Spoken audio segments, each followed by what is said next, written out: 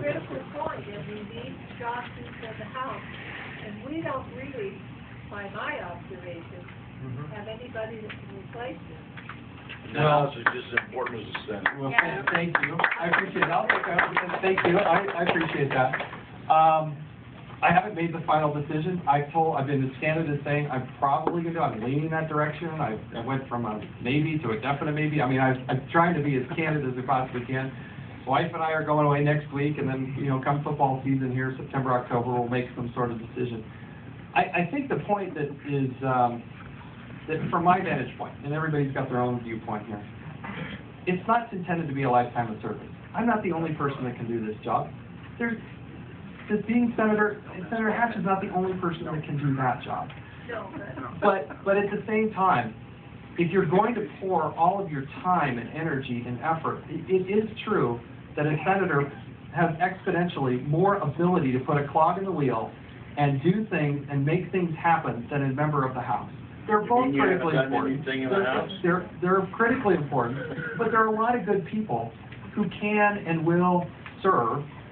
I'm not afraid of having some degree of turnover there. And so that's one of the considerations as people move forward. You know, in all fairness, Senator Hatch has done some good things.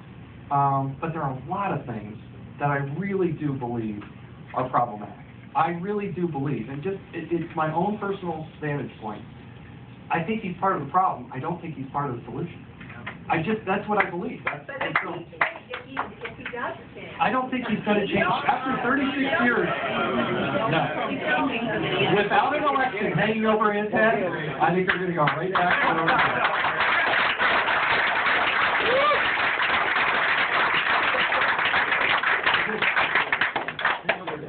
Okay, we'll do it. It's like I'm not worried about the money.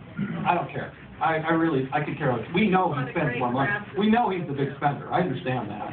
He spent more money last quarter on polling than I even raised. He spent $168,000 polling people trying to figure out what to say. I don't need a pollster to tell me what to say. I don't have to. So anyway, it may be I think we are stronger and better as a party to have that type of discussion. I really do believe that this is a process that our founders envisioned and something that's very, very helpful. As long as it maintains itself on the issues and it doesn't get personal, it doesn't, one thing you worry about is, on the receiving end of, what kind of personal attacks. That's going to be up to you, and I hope the public is, and I believe the public is smart enough to ferret out all the garbage that are these personal attacks and whisper campaigns, as opposed to, I have a voting record. I've voted nearly 2,000 times on the floor of the House of Representatives. Now, undoubtedly, if you search line, I probably voted some way differently than you'd like me to vote. But I think I've got a strong voting record that demonstrates that if we decide to do this, and given the opportunity, I would probably better be able to represent what Utahns want to have happen. Remember, it's all about representing Utah to Washington as opposed to Washington to Utah. And I think we need to have that discussion, and I think the country is better off by having freshness. I don't think 42 years living in the bubble is healthy for anyone.